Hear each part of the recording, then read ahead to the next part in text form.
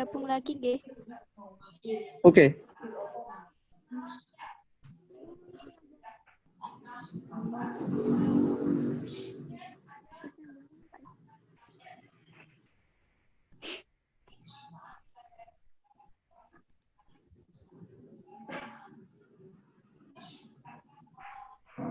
Baik, boleh dilanjut, Pak.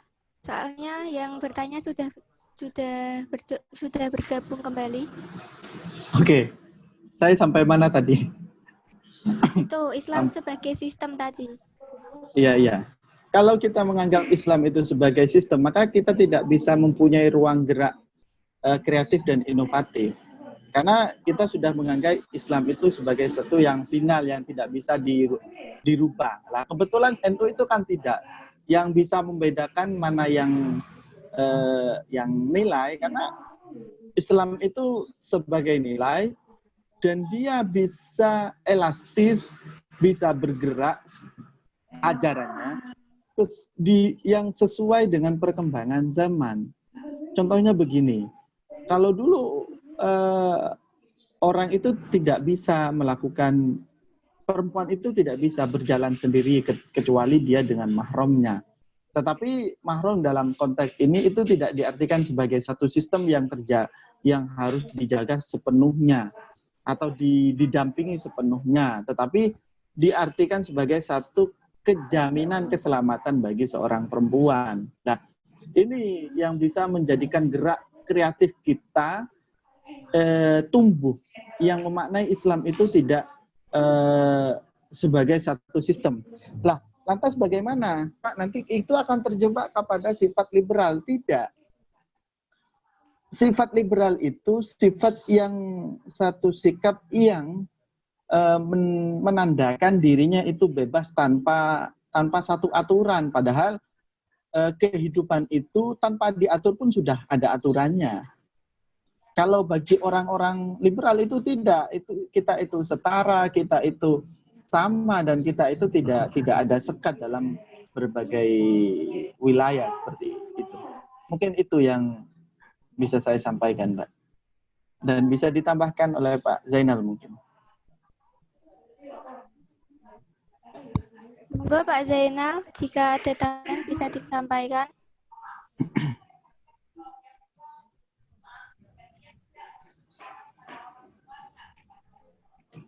Oh maaf Pak, ini Pak Zainal ada kendala karena di tempatnya itu sedang tidak kondusif. Jadi pertanyaannya disuruh jawab ke Pak Muhtadar semua. Oke.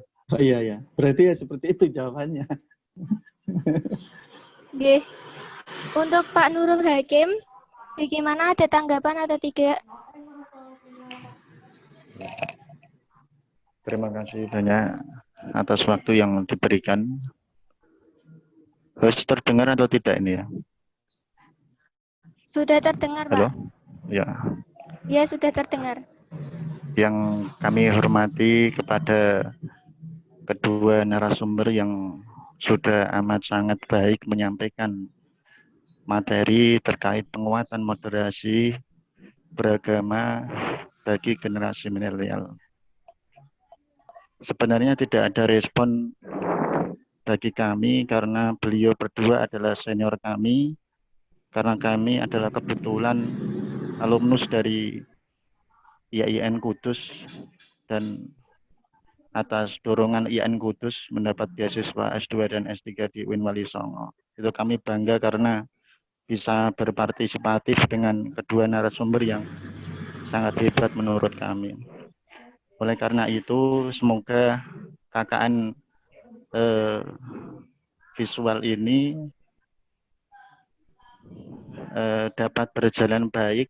Tentunya kami berharap bahwa kegiatan ini tanpa didasari dengan KKN, misalnya dilaksanakan di luar KKN pun juga sangat menarik sebenarnya.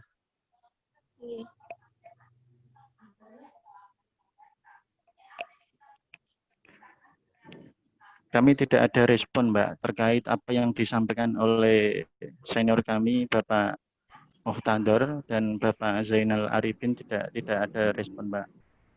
karena apa yang Oh begitu Pak. disampaikan sudah menyangkut. Namun ada pertanyaan kembali itu Mbak. Nggih. Pertanyaan bahwa begini Mbak, saya gambarkan satu begini. Moderasi beragama, banyak mahasiswa yang belum mengetahui bahwa moderasi beragama ini yang perlu dimoderasi bukan agamanya, tetapi langkah atau perilaku atau sikap kita yang harus dimoderasi. Silakan ya. Ya, satu gambaran, saya gambarkan satu di Al-Quran itu seorang wanita sangat dijunjung tinggi, yaitu disebut 3 kali, kemudian setelah itu baru bata. Nah, oleh karena itu timbul pertanyaan bahwa begini, wanita di era seperti ini banyak menuntut artinya tidak ada nilai-nilai aswaja. Nilai-nilai aswaja itu tidak diharuskan pada aspek yang secara agamis banget itu tidak, tapi yang dinilai dalam beragama itu adalah sikap. Sehingga saya gambarkan ini adalah apakah sikap wanita di era milenial ini masih bisa dikatakan sebagai sikap moderasi yang holistik, karena realita yang ada bahwa wanita ini adalah menuntut di berbagai lini. Kira-kira seperti itu Bapak. Silakan untuk Pak Muhtadar bisa Iya. sampaikan Ya, pendapatnya. terima kasih Mas Hakim ya. Saya panggil Mas saya biar sama-sama muda lah. Saya nggak usah panggil Bapak ya. Saya ini masih umur berapa ya? 27 lebih lah. 18 lebih ya, kayak kira-kira begitu. Alhamdulillah ya Pak. Saya lurus. Iya, masih muda saya sebenarnya. Kebenaran yang nggak tahu yang abadi atau enggak itu. Saya akan meluruskan begini dulu, Mas. Namanya Mas Hakim ya? Iya, Pak. Mas, iya, Kirana Kusuma. Itu sebenarnya bukan di Al-Qur'an tapi di hadis Nabi. Ya. Itu di hadis Nabi. Mungkin di NU itu sudah banyak sekarang dan bahkan sudah ini tentang hubungan relasi laki-laki perempuan ya, relasi laki-laki perempuan. Mungkin Mas Hakim bisa membaca Qiraah Mubadalahnya Kiai Fakih Qadir, atau ini kan di Wali Songo Mbah Husain Muhammad ya, yang pengukuhan doktor honoris causanya di Wali Songo tentang itu orang NU seperti saya NU. Nah, itu apa maksudnya? Sebenarnya tentang relasi laki-laki perempuan itu harus dibangun dari kesadaran beragama. Bukan kalau saya dulu menulis tesis itu tentang perempuan, tentang gender dan hermeneutika. Tentang relasi laki-laki dan wanita atau suami dan istri itu harus didasarkan pada relasi teologi, kemanusiaan, dan juga kesadaran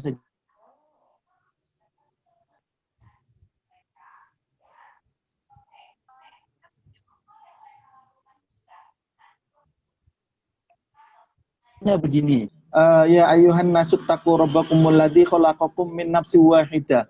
Dalam konteks ini secara teologis laki perempuan itu dianggap ya, meskipun itu ada dalam hadisnya, dianggap diciptakan dari tulang rusuk laki-laki sebelah kiri yang bengkong. Padahal hadisnya begini, istausu bin nisa'i fa inna khuliqat min dhul'il a'rad, ya, seperti itulah dan akhir bla bla sampai akhir. Pertanyaannya sederhana. Ini anekdot sebenarnya.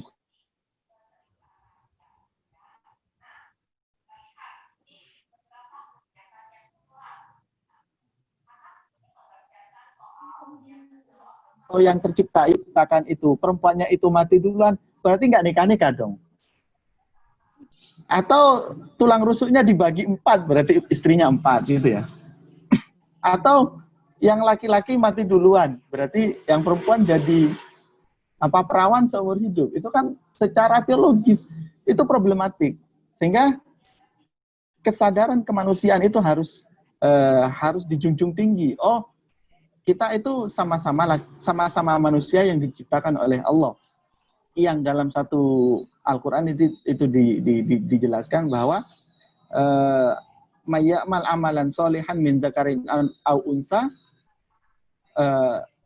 falahu, pokoknya dia sama-sama masuk surga. Itu nggak ada dikotomi laki-laki, itu tidak ada dalam ayat itu. Karena barang siapa yang melakukan kebaikan dari kelompok laki-laki atau kelompok perempuan itu akan masuk surga. Nah, ini secara teologis itu harus dipahami betul. Lah, relasi kemanusiaan itu harus dibangun, kesadaran bahwa kita itu sama-sama manusia. Manusia itu human of social, manusia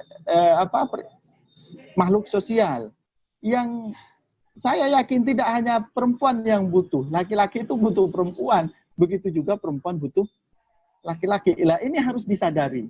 Kalau itu tidak disadari, maka akan ada dominasi yang ekstrim dalam pemaknaan yang dikuatkan oleh budaya patriarki, budaya kelaki-lakian, yang akhirnya laki-laki itu harus kuat.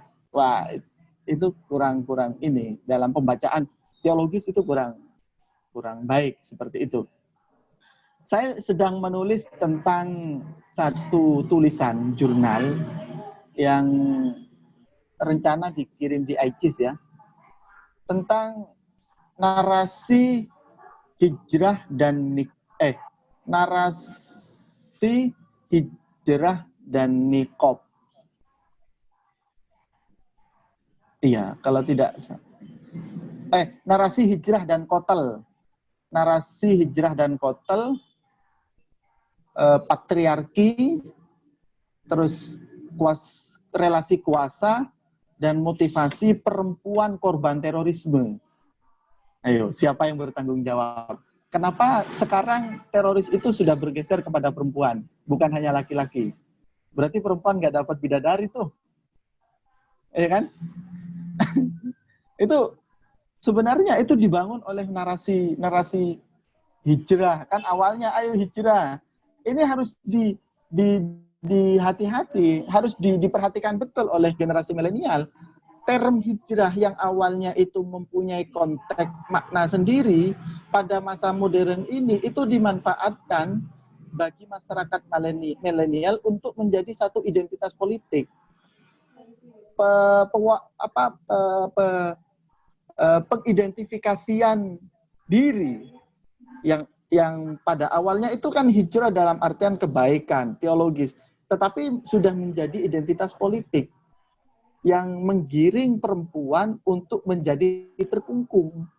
Nah, karena apa? Perempuan, ini tidak hanya perempuan sebenarnya, masyarakat milenial itu mempunyai kegelisahan ya tadi, kenegaraan. Negara ini kok gimana sih, gak kaya-kaya, kok masih banyak orang miskin. Nah, apa urusannya kok mikir negara, mikir awak dhewe urung nikah iku yo tak perkara dhewe jare wong Jawa, kan gitu ya.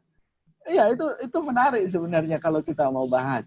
Terus yang kedua, masyarakat milenial itu karena dia dibangun oleh teknologi, dia betul melek teknologi, sangat paham teknologi dan bahkan lebih canggih. Tetapi dia mempunyai kegelisahan keagamaan.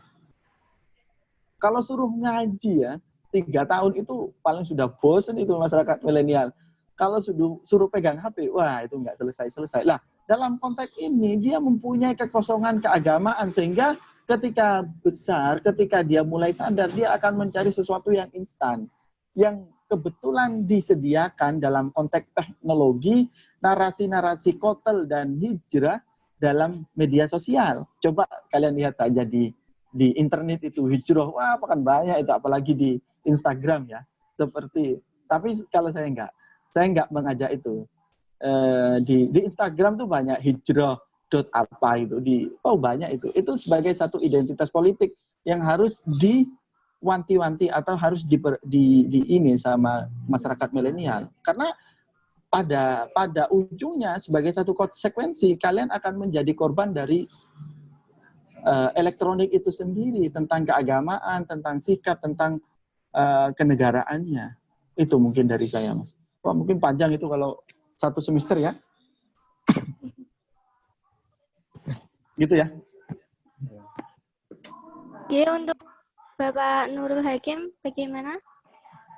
Ya, kami ucapkan terima kasih karena kami sudah puas apa yang disampaikan oleh senior kami, Bapak Muhtalib.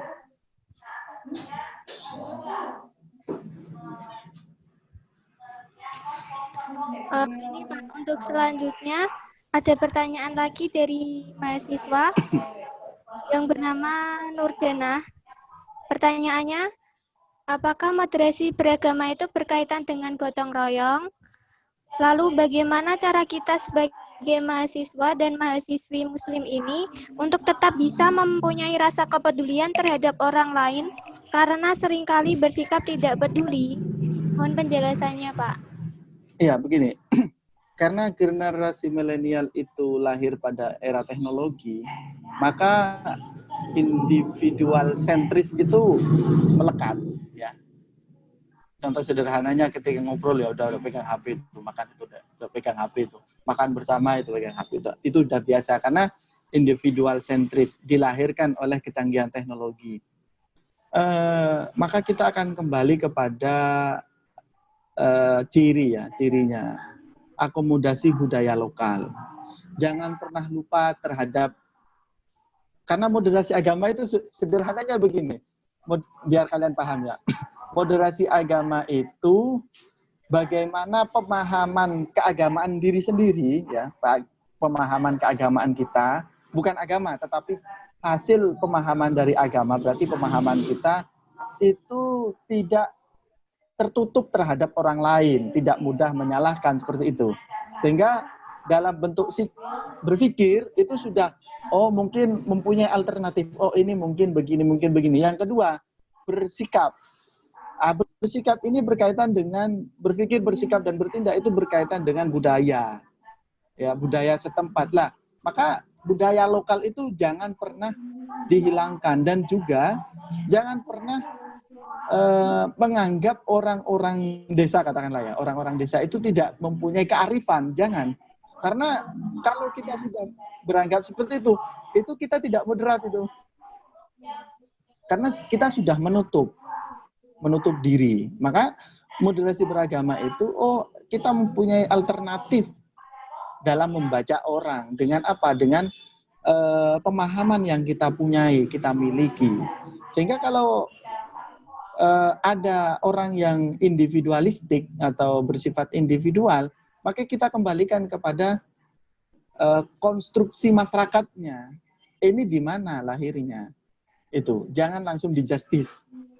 Oh lahirnya di sini, oh begini ternyata. Itu pembacaan lokal itu harus, selain kita membaca keluar, itu kita harus membaca diri sendiri, gitu loh. Sederhananya begitu. Itu ya. Maka akomodasi budaya lokal itu penting. Kalau kita hidup di kota perumahan, oh wajar. Ya. Tapi kalau kita hidup di kampung, pedesaan, kita harus menjadi diri orang kampung dan orang desa. Gitu, gitu Mbak.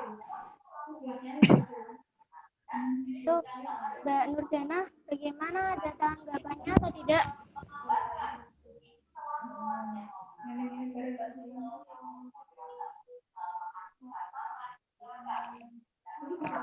Mbak Nurjana?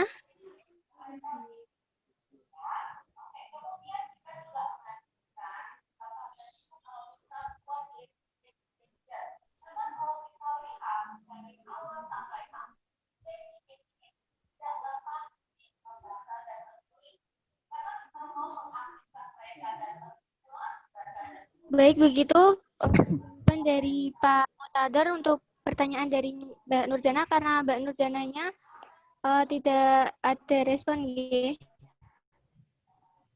Ya, ya.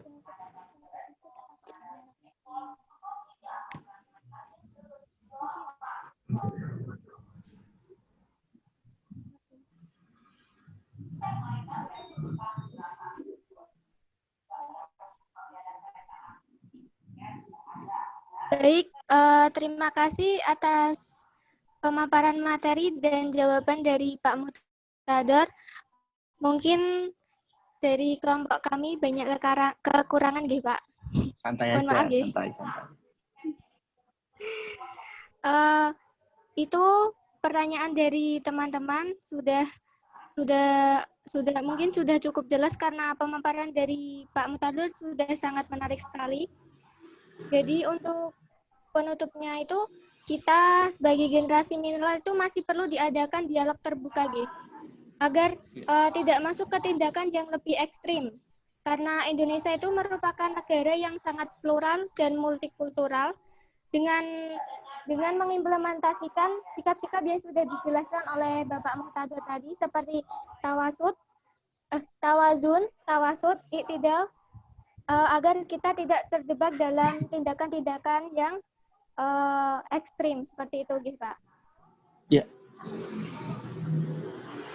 Baik, kurang lebihnya kami dari kelompok 131 atas bimbingan dari Pak Zainal Arifin. Mohon maaf apabila ada kesalahannya. Terima kasih kepada Bapak Muhtadar Nafawi yang telah memberikan materinya agar kami lebih jelas dalam memahami sikap moderasi beragama di Indonesia ini. Ada sesi foto. Sebelum kita keluar dari room Zoom, boleh kita foto bersama, Pak? Monggo. Silakan teman-teman, boleh dihidupkan videonya.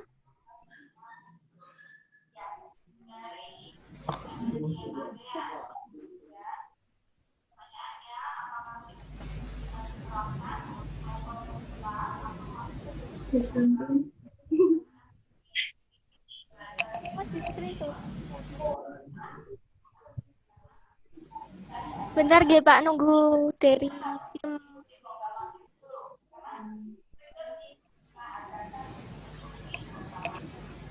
Mas Nabil.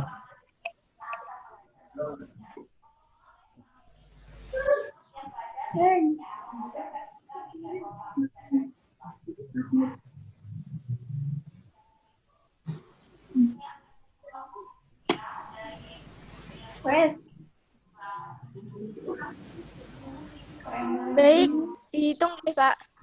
1, 2, 3.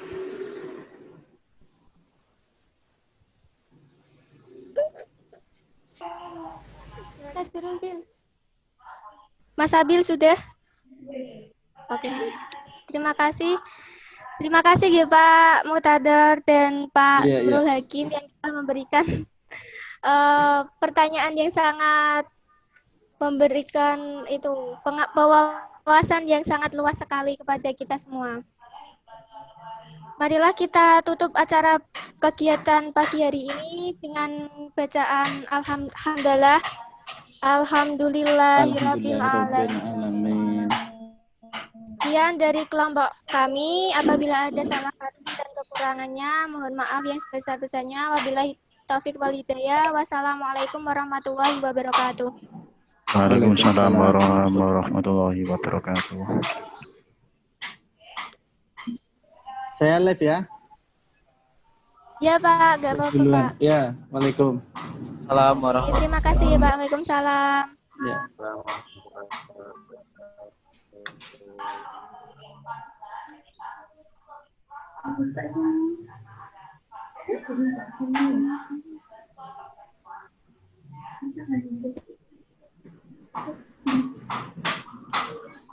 Terima kasih.